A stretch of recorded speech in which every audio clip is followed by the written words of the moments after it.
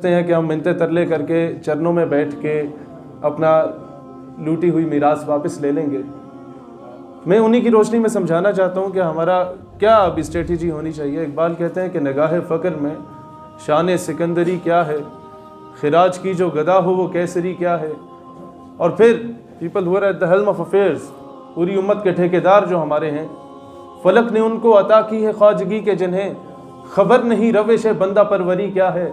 और बुतों से तुझको उम्मीदी खुदा से नौमीदी, ये IMF, ये वर्ल्ड बैंक, ये अमेरिका, ये बरतानिया, बुतों से तुझको उम्मीदी खुदा से नौमीदी, मुझे बता तो सही और काफरी क्या है। मसला ये है कि पिंड का चौधरी, मैं उन टर्मिनोलॉजीज को इतना इस्तेमाल नहीं कर पाऊंगा, स्टूडेंट आदमी हूँ। पिंड का चौधरी अगर आपके घर पे कब्जा कर लेता है सर, आप पिंड का चौधरी आपकी अगर खुदा ना खास्ता बेटी को उठा के ले जाता है और दूसरे पिंड का चौधरी आके आपके घर के एक कमरे पे कब्जा करता है और आप अपने पिंड के चौधरी जो बेटी को उठा के लेके गया है उसके चरणों में बैठ के बोलते हैं कि मुझे दूसरे चौधरी से घर का कब्जा छुड़वा के दे दो, तो पूरा पिंड आपको बेगैरत कहेगा। जो आफिया सिद्दीकी को लेके गए हैं उनसे आप कश्मीर की भीख मांग रहे हैं, माजरत के साथ आपको बेगैरत समझा जाएगा।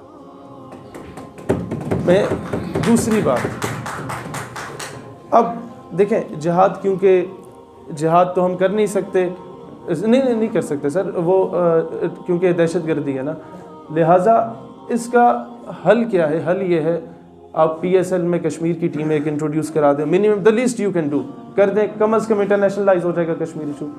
क्योंकि मौलाना साहब, मुझे तो बहुत इख्तलाफ है उनसे, उनके आने से कश्मीर इशू को बड़ा नुकसान हुआ।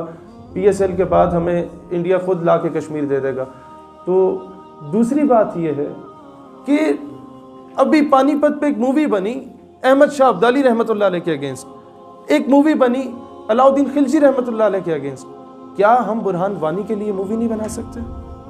क्या हम लोग डॉक्टर मनान मानी, ये समीर टाइगर, जाकिर मूसा, इन लोगों को आइडियलाइज नहीं कर सकते? सर मसला क्या है, पूरा मोहल्ला मुझे चोर कहे ना, I will not be declared as a चोर, I will only be declared as a चोर अंटिल एंड अनलेस मेरा अब्बा जी मुझे चोर ना बोले। पूरी दुनिया देखें, चे Guevara was a freedom fighter. आपके अजान हो गई, एक सेकंड होने दो।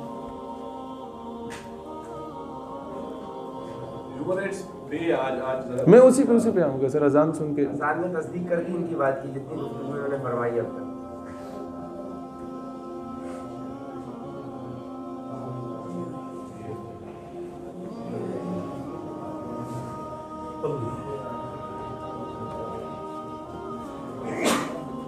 अर्ज ये है जनाब कि जब तक हम लोग खुद अपने फ्रीडम फाइटर्स को दहशतगर्द तस्लीम नहीं करते, they can not be declared as a terrorist.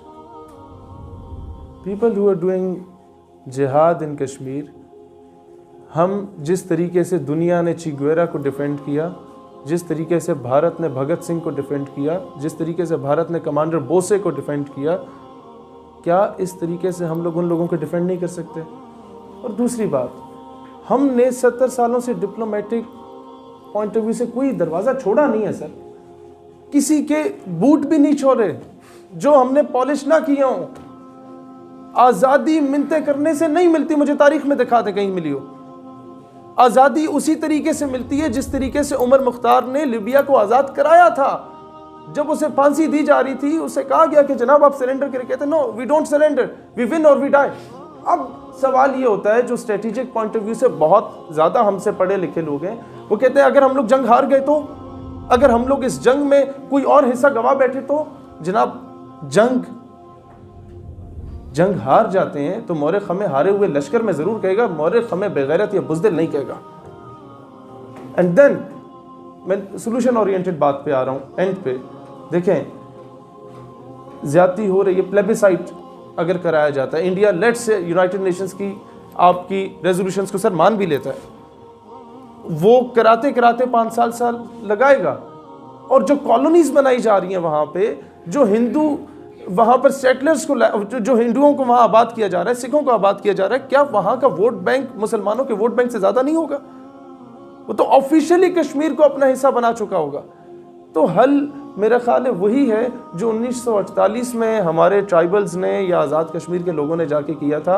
और मुझे बताएं, अक़वाम मुत्तहिदा की एक करारदाद जो कि मुसलमानों के हक़ में हो और उसको प्रैक्टिकली इम्प्लीमेंट किया गया हो आज तक, कोई एक करारदाद मुझे बताएं। अक़वाम मुत्तहिदा क्या फ़लस्तीन के लिए पूरी दुनिया नहीं रोई सर? मैं ह्यूमन राइट्स वायलेशन की बात कर रहा हूँ। ह्यूमन राइट्स वायलेशन पैलेस्टाइन में पूरी दुनिया रोई। दिन ब दिन आके उनके हिस्से को ऑक्यूपाई किया जा रहा है। उम्मत क्या कर रही है? उम्मत, अगर हम रोते हैं कि अरब कुछ नहीं कर रहे, दूसरे कुछ नहीं कर रहे, सर हम लोग उस वक्त जॉर्ज बुश को हाईएस्ट सिविल अवार्ड दे रहे थे, उनको नवाज रहे थे तमगों से, जिस वक्त वो इराक में 12,000 बम गिरा रहा था। हम लोग तब उनके इत्तेहादी थे। तो आज अगर अरब कंट्रीज हिंदुस्तान के इत्तेहादी हैं तो जनाब हमें उनसे तवक्को नहीं रखनी चाहिए मेरे घर पे कब्जा हुआ मुझे छुड़वाना है। एंड पे सोल्यूशन एक बात पे आके मैं वो मिसाल दे के इजाज़त चाहूँगा कि सर आपके घर पे कब्जा होता है, ये करते हैं और मैं इनकी हिमायत में, ये आपको मार रहे होते हैं, मैं इनकी हिमायत में तोपें, टैंकें, बंदूक लेके आता हूँ और कहता हूँ सर कदम बढ़ाओ, हम तुम्हारे साथ हैं, ये आपको मारते हैं।